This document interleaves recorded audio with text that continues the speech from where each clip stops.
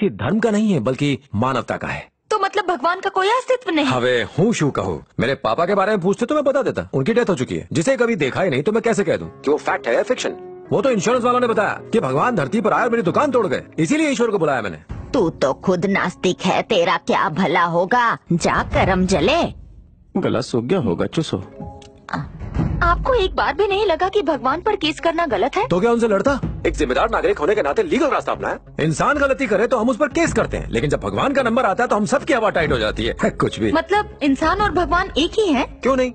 राम कौशल्या का बेटा था, कृष्णा देवकी का बेटा और मैं अपनी माँ का। तुमने बिना वजह जन्म लिया। तुम बिना किसी वजह के पैदा हुए होंगे, मैं नहीं। यहाँ सबके जीवन का एक मकसद है। बेसी जा। तुम्हारे साथ जो भी बुरा हुआ वो शायद पिछले जन्म का पाप हो जिसकी सजा अब मिल रही है। तुम्हारा नाम क्या है? सन्यास कुमार। एक बात पूछूं कुमार, मैं भी तुम्हें एक सटाक से लाफा मारना चाहता हूँ। उसे पिछले जन्म में किए पाप की सजा मान के इस जन्म में खाने के लिए तैयार हो?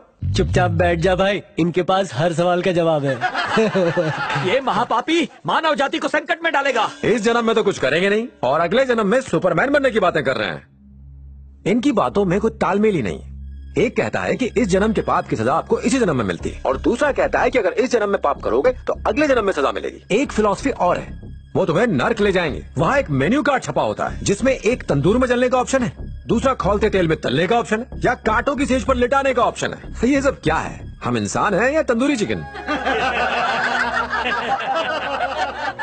कोई चाकू दिखाकर डराता है तो कोई सजाओं के नाम पर हमें डराता है। ये आस्था है या सेल्समैनशिप?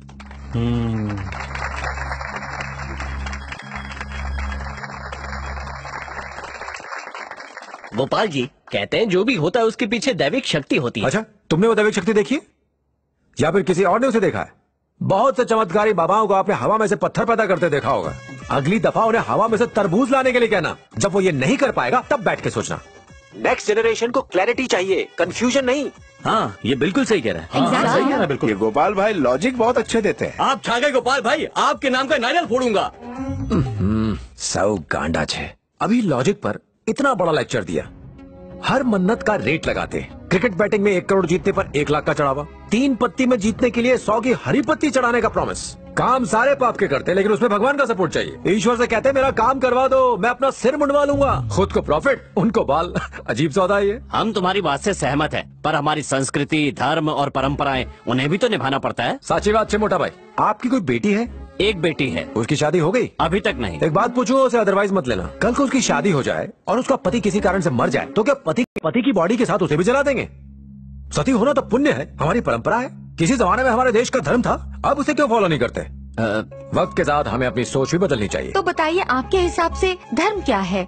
वक्त के साथ धर्म के मायने बदलते हैं लेकिन सत्य कभी नहीं बदलता, समय और स्थान से परे। तो आप कहना चाहते हैं कि हमारी परंपराएं, हमारा धर्म, इन सब की जरूरत नहीं?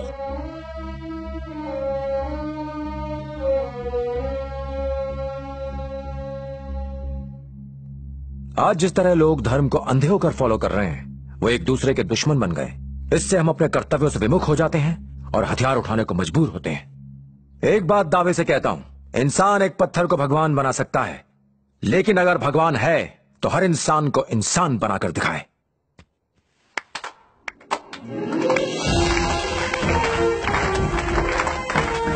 हाँ, इसने जो कहा वो बिल्कुल सत्य है। मैं पहली ही मुलाकात में समझ गया था, ये आम इंसान नहीं है।